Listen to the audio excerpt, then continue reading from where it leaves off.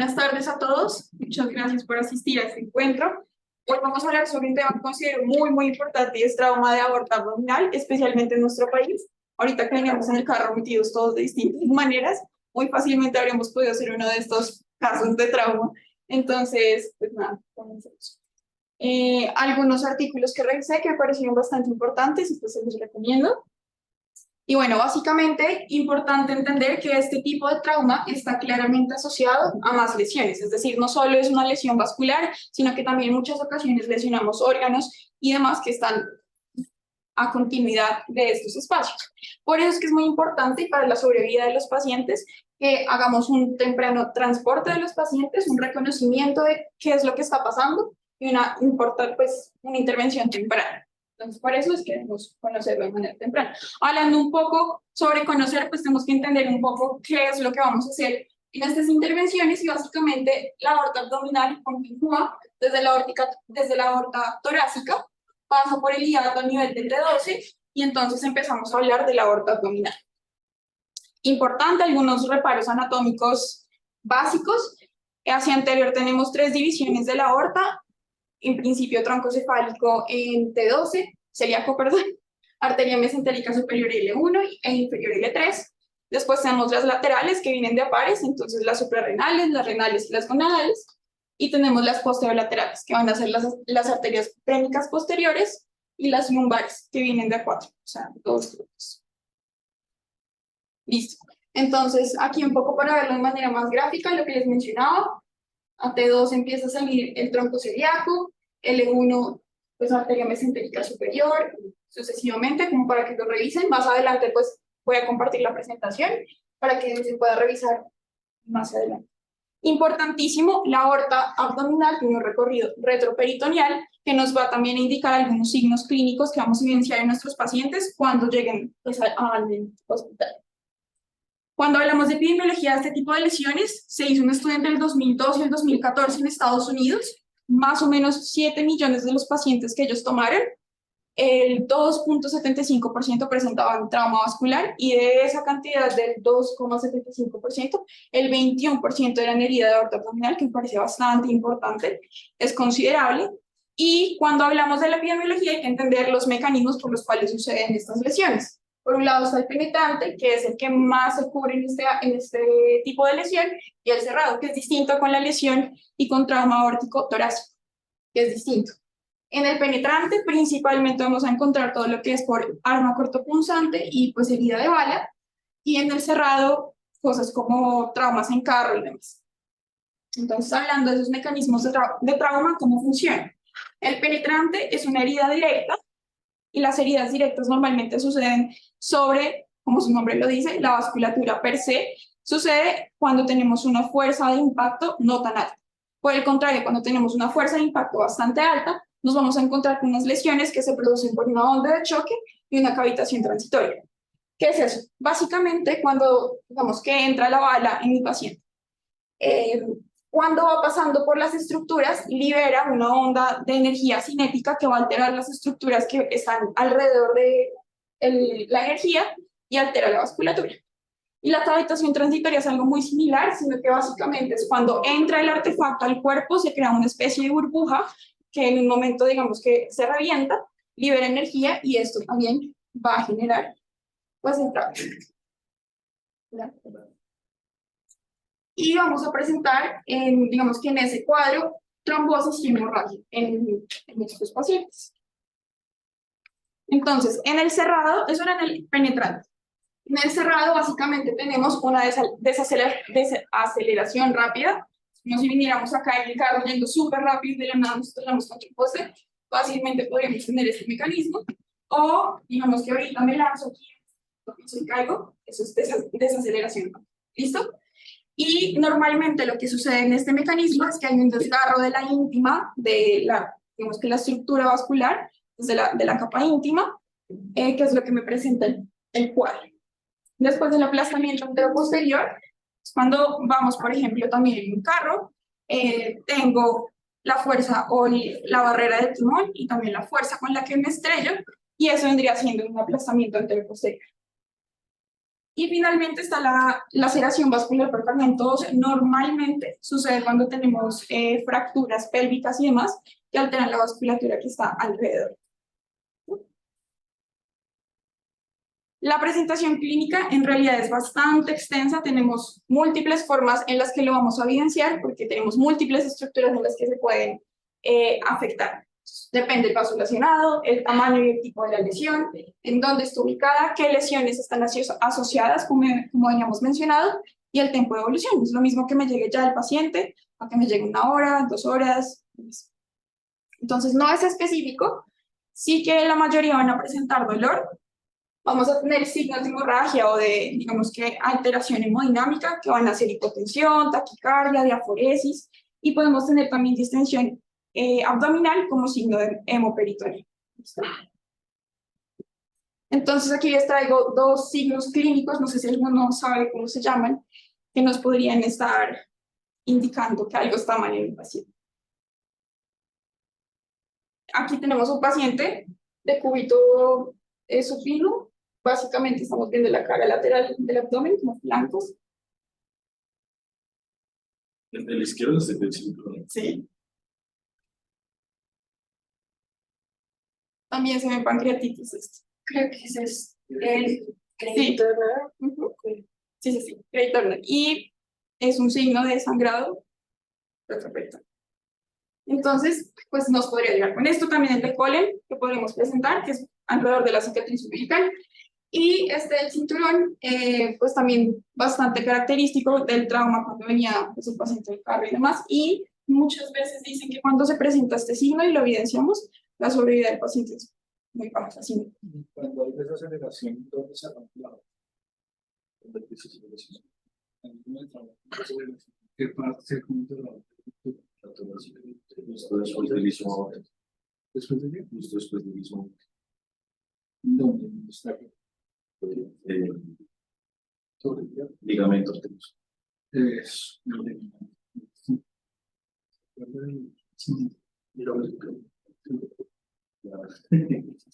La persistencia.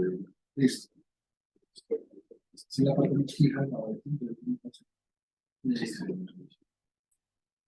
Bueno, muy bien, entonces esos son los signos que podría presentar nuestro paciente. Y los vamos a dividir en 2. El paciente que llega inestable y el paciente que no llega inestable, y pues lo voy a estudiar, tengo la capacidad de estudiarlo un poco más.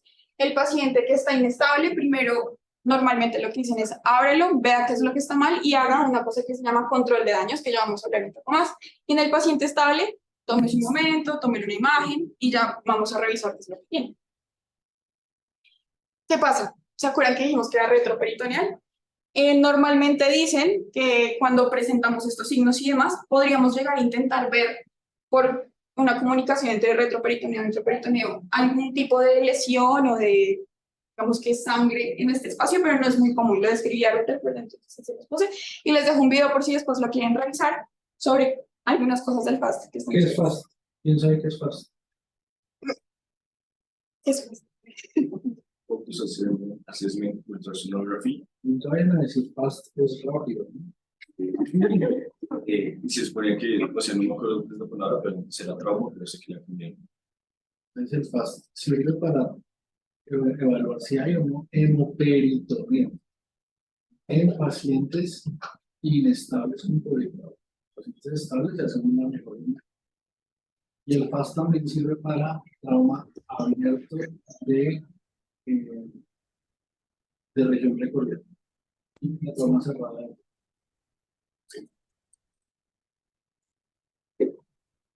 Bueno, listo. Entonces, me llega mi paciente inestable. Deberíamos, y en el mundo ideal, todos los hospitales deberían tener una sala híbrida como la que tiene la cardio ya al final, como en las últimas salas, que es una nota, donde básicamente podemos hacer imágenes complejas de nuestro paciente al mismo tiempo que lo intervenimos. ¿Listo? Y dicen que deberíamos intentar hacer 2 cosas en principio. Uno, poder tener un catéter femoral por donde vamos a poner un REBOA, que básicamente significa un balón de resucitación, donde básicamente lo ponemos en la vasculatura, se infla y en teoría debería contener el sangrado que tenemos. Y si es posible, una radiografía, esto, gran paréntesis, en pacientes que hayan tenido herida por arma de fuego para poder ubicar dónde está esa lesión. En este caso. ¿Listo? Hay distintos puntos donde podemos tener el REOA. Se dividen en tres cuando hablamos de aorta. Básicamente, el primero va a estar zona 1, va a estar hasta el tronco celíaco, zona 2 va a estar el tronco celíaco hasta las arterias renales, y zona 3 va a estar de arterias renales a la división de la aorta. Esto en el cielo. Y les pongo acá la imagen del pez globo porque básicamente es lo que hace. La ponemos, lo inflamos y la idea es que logre contener un poco la lesión. No sé si tienen algo de... Mientras que logramos intervenir y pues arreglar el defecto que tiene el paciente. Entonces, está bueno, por ejemplo, que se puso en un paciente a nivel, ¿qué creen que es este? ¿Zona 1, zona 2 o zona 3?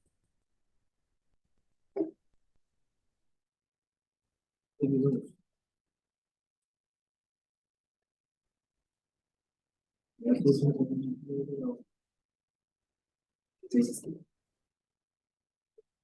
Sabía que eso es una... No, Cosas que son aquí.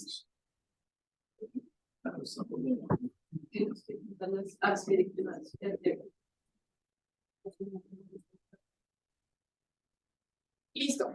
Y también mencionaban que es importante no realizarlo cuando tenemos una sospecha de lesión en aorta torácica. La verdad, no sé si podríamos discutir un poco eso, no me queda muy claro por qué razón no utilizarlo en aorta torácica, no sé si por los órganos que están alrededor. está tan cuidado por así que tiene tan- Listo. Y logré poner ya el REOA, lo que voy a seguir haciendo es el control de daños. El control de daños básicamente es... Pero el REOA es un...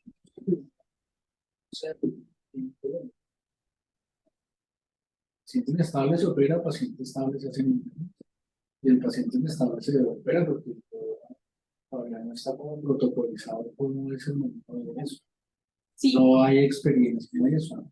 No, sí, o sea, no es que ustedes salgan y vamos a hacer la REOA todo el mundo. Buenas, ya dejé el ticket allá en la entrada.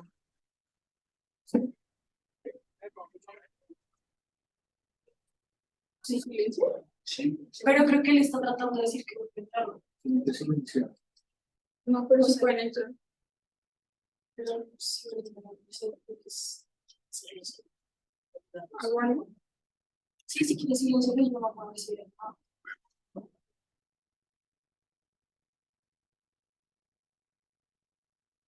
Eso que mencionaba el doctor es muy importante, es una recomendación nada más. En el mundo ideal deberíamos hacer eso y de hecho no se infla de una vez el balón, sino que una vez, digamos que tenemos un paciente estable, lo abrimos, sería en el mundo ideal poner el REBOA para que una vez encontremos la lesión o si el paciente se me pone inestable o algo por el estilo, yo lo pueda inflar e intentar, digamos, controlar la situación.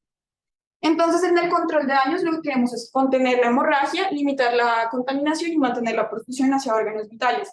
Esto es lo que uno ve en las películas que dejan el abdomen abierto después de la intervención y los mandan a UCI y se queda así, porque lo único que queremos es detener, tenemos que tapar el hueco por donde está saliendo todo y esperar a que mi paciente esté un poco más estable antes de intervenir más. Les pongo algunos indicadores de la laparotomía de control de daños.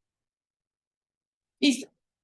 Hay un algoritmo que encontré en uno de los artículos que revisé que me pareció bastante completo, chévere, que básicamente nos decía, listo, tengo a mi paciente inestable, preparé todo el quirófano y demás, lo que voy a hacer es, digamos que mostrar el campo que voy a utilizar es todo el abdomen hasta mitad del muslo más o menos para poder tener acceso femoral y después de eso voy a intentar hacer una evacuación del hemoperitoneo, ¿sí? O sea, liberar toda la sangre que estaba en ese paciente en ese momento para poder después intervenir. Intentamos localizar el vaso que está lesionado y se considera, si mi paciente está inestable, la posibilidad de tener una oclusión aórtica. Ahora, el hematoma, donde está la sangre de mi paciente localizada la lesión, se puede dividir en distintas partes que dividimos en zona 1, zona 2, zona 3 y zona 4, que es subhepática. Entonces, en la zona 1 es básicamente línea media desde hiato aórtico hasta pues, la división de la aorta o el promontorio del sacro y todos sus contenidos. Y eso lo vamos a dividir entre supramesocólico e intramesocólico. Y pues cada uno de estos espacios va a tener algún abordaje para, digamos que, intervenir en el hematoma, posible hematoma del paciente. Zona 2, entonces tenemos riñones, espacio paretocólico y vasos renales. Zona 3, retroperitoneo pélvico, y lo que les mencionaba, zona 4 es área perihepática, que contiene... Hallazgos en la laparotomía. Sí. No abre el paciente, ¿dónde está el hematoma? Zona 1, zona 2, zona 3. Y eso es para evaluar cuál es el manejo a seguir. Si explorar o no explorar el retroperitoneo. ¿Listo? Exacto. Ya lo vamos a hablar más adelante. Pero básicamente nos dicen zona 1, zona 2 y zona 3. Normalmente siempre los intervenimos. Zona 2 y zona 3 lo pensamos si es por mecanismo de trauma cerrado. Y zona 4 normalmente no lo tocamos porque suele resolver solo. La zona 1 siempre se pega porque la sospecha es una lesión del acabo de la siempre se explora. La zona 2 y la zona 3, si no está con un hematoma expansivo, si está estable, uno eventualmente puede dejarlo sin exploración. Y la zona 4, el problema es que muchas veces está asociada a fracturas de pelvis y la exploración lo que hace es aumentar el sangrado. La zona 2 y la zona 3 hay que mirar. Señor. La zona 2 y zona 3 uno mira dependiendo de las características del hematoma. Y la zona 1 siempre se explora. Listo. Y después vamos a mirar cómo está la lesión vascular aquí. Dice grado 1, grado 4, hasta 5. Pensaremos grados de qué. Entonces, básicamente, tenemos una clasificación de dónde tengo mi lesión y qué tan grave va a ser la morbimortalidad de mi paciente. De 1 a 5, 5 siendo el peor escenario. Y aquí, pues, básicamente tenemos aortas, suprarrenales y demás, que es donde, pues, vendría siendo el peor escenario para mi paciente si lo comparamos con una arteria gonadal. ¿Listo? De acuerdo a eso, entonces yo decido qué tipo de abordaje podría hacer. Ligar, puedo reparar o puedo, bueno, digamos que no va a profundizar mucho en eso, pero podemos tomar distintos abordajes. Dejo eso, empaqueto a mi paciente y no lo cierro, no le cierro la pared, sino que simplemente lo dejo en vigilancia para cuando esté más estable poder intervenirlo una vez más.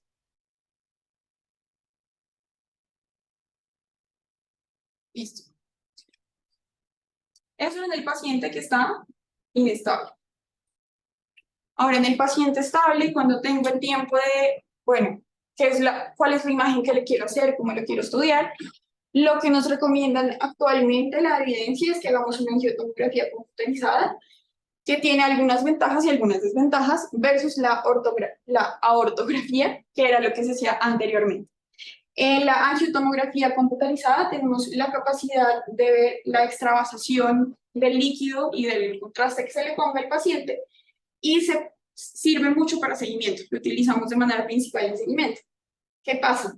Cuando yo pongo el contraste, solo me va a mostrar en un momento cómo están sucediendo las cosas. Por el contrario, la ortografía es dinámica. Yo puedo, mientras paso el contraste y demás, ver cómo es el flujo, ver dónde está el error y de ese modo poder intervenir. ¿Listo? Otras opciones que tenemos y otras herramientas con las que contamos es, pues por un lado, la TAC. Aquí básicamente estamos viendo un paciente con un aneurisma.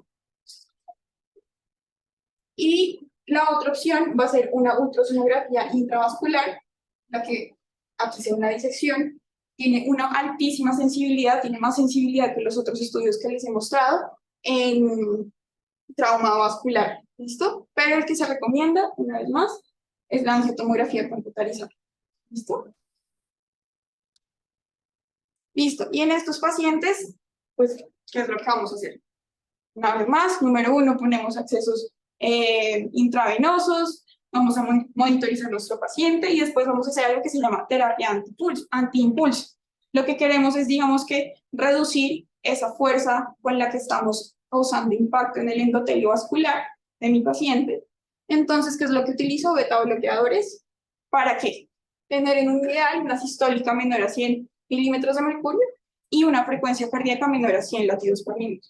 Eso en todos. ¿Listo? Y después voy a mirar qué hago dependiendo de la extensión de la lesión que tenga mi paciente. Y también lo dividimos en distintos grados. Tenemos de 1 a 4. 1 viene siendo la lesión de la íntima, 2 hematoma intramural, 3 un pseudoaneurisma, 4 una ruptura hematoma periaórtica. ¿Listo? ¿Cuáles intervenimos de manera quirúrgica? Desde el 2 al 4. ¿Listo? A la lesión de la íntima no le hacemos nada más allá de la terapia antiimpulso. La vamos a vigilar, le vamos a tomar una imagen, ¿qué imagen creen que es al mes? ¿Cuál? Sí. Y lo vamos a seguir vigilando de 1 año a 2 años. Ya depende, digamos, que la experiencia que tenga el médico tratante con esta infección. Y tenemos la posibilidad de hacer un manejo endovascular en estos pacientes, ya cuando determinamos que tienen la lesión y demás. Nosotros cuando hablamos de trauma aórtico torácico, juntamos con TEVAR, y cuando hablamos de abdominal se está estudiando la posibilidad de utilizar algo muy parecido, los mismos conceptos que se utilizan, pero en EVAR, o sea, básicamente en abdominal. ¿Sí? La evidencia al respecto de esto no nos ha dicho como si es 100% mejor que utilizar un abordaje vía abierta o no lo use, pero al parecer está funcionando y les traigo un video sobre cómo funciona. Main aneurysm sac. Let's take a look at how this is accomplished. A catheter is inserted into the femoral artery in the leg and advanced using fluoroscopic X-ray guidance into the inside of the aneurysm. Deployment of the graft inside the aneurysm is performed with a control handle outside the body.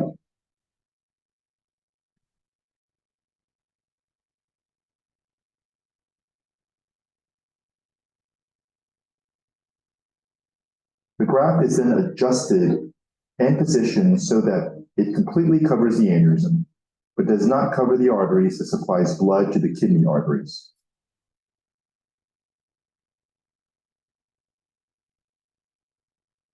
The rest of the graft is then deployed. A balloon is then inflated to secure the graft into place so that the graft is securely fixed into place. The graft is designed as a bifurcated system supplying blood to both legs. After the graft is deployed, the sheets are removed and the arteries are closed with a suture. Most of it. Entonces es como un sneak peek de más o menos lo que se hace.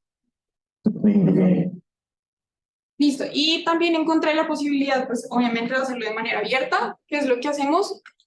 Básicamente lo que queremos es empaquetar todo lo que encontramos en intestino, mesocolon transverso y demás, y lo vamos a desplazar hacia nuestro cuadrante superior derecho para poder tener una visión izquierda de mi paciente. Esto se abre por el ligamento de Treitz. ¿Se acuerdan cuál es la importancia como en la clínica de ese ligamento? Y básicamente vamos a tener acceso a donde podría estar la lesión de mi paciente. Vamos a intentar unas pinzas, las pinzas Satlinsky, podríamos intentar levantar un poco la vena renal y demás para tener exposición total de la aorta. Y una vez tenemos esa posibilidad, decidimos qué queremos hacer, si simplemente lo cerramos con Prolén, si ponemos un injerto, si ponemos etc, lo que quieran, y pues está también la posibilidad de hacerlo de manera endovascular, como les venía mostrando. Muchas gracias.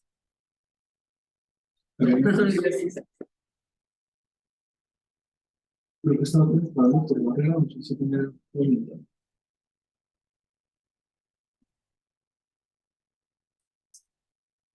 Esperen que no. Oiga, excelente la presentación, doctora, la felicito. Gracias, doctor. Creo que es una muy buena revisión. Pude escucharla desde el principio de la anatomía y de verdad, como estamos acostumbrados, el tiempo exacto y no, creo que hizo una muy buena revisión, puntos muy claros y de verdad, la felicito. Muchas gracias. Yo no tengo observaciones, creo que se hizo las aclaraciones en su momento y sí, quedará mucha evidencia para modificar la cirugía abierta, pero hasta el momento no hay, excepto en la aorta torácica, donde es más difícil salir adelante con procedimientos abiertos y la cirugía endovascular sí ha mostrado la diferencia en la sobrevida. Ese era mi comentario. Gracias, doctor. ¿Preguntas? Esto de la terapia con beta bloqueadores solamente cuando haya desde 22. No, no he leído nada de la terapia Porque es que yo pienso, si hay con betabloqueadores, lo que sí hay evidencia es de la reanimación hipotensiva. Y es que si usted tiene un choque hemorrágico, antes cuando digamos, a nivel interno, en centros de trabajo, le decían a uno, llegó un herido, cuélguese de los líquidos y súbalo. Y resulta que eso pues aumenta la tensión arterial, barre el coágulo, y aumenta el sangrado, por lo tanto se dieron cuenta que los pacientes se morían más. Entonces, ahora hay mucha evidencia de la reanimación intensiva y es mantener unas tensiones arteriales como lo dice la doctora, por debajo de 100, con el fin de que no se barra el coágulo y el paciente se mantenga en una tensión arterial para poder llevar a la sala de cirugía, a una sala híbrida, a controlar el sangrado. Entonces, muchas veces cuando usted va a urgencias y ve a la emergenciólogo ahí poniéndole noradrenalina, eso no funciona porque es que el paciente está sangrando. El único tratamiento es corregir la hemorragia. En la revisión de donde saqué esto es del 2021 y sí indican que se lo hagamos a todos los pacientes, está indicado en todos, pero la operación o digamos que el abordaje quirúrgico son los últimos 3, pero hacérselo a todos porque sí muestra que es mejor. Y la resucitación con líquidos y demás no debe ser excesivo por lo que mencionaba el doctor, la evidencia nos ha mostrado que llegamos a la triada letal, que no sé si recuerdan cuál es la triada. Hipotensión. Hipotermia, hipercoagulabilidad y acidemia. Entonces, cuando hacemos uso excesivo de los líquidos, llegamos hasta este punto.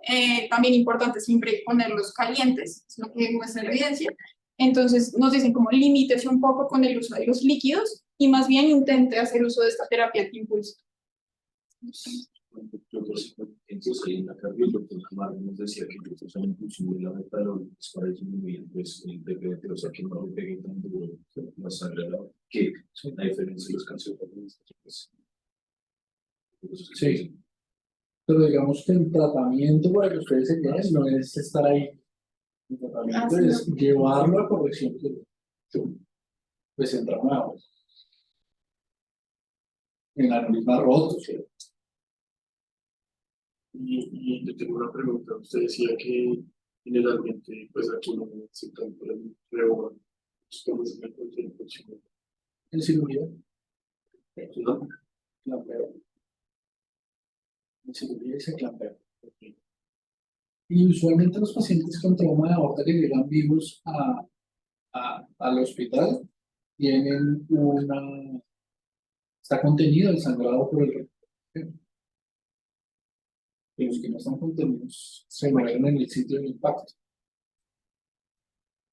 Más o menos el 14% de esos eventos, los pacientes se mueren en escena. O sea, ya no hay nada que hacer. Eso es la aorta torácica, ¿no? Porque la aorta dominante, la aorta torácica, sí hay mucha más evidencia de que el manejo es el torácico. Bueno. Listo. Muchas gracias. Bueno, gracias. Gracias.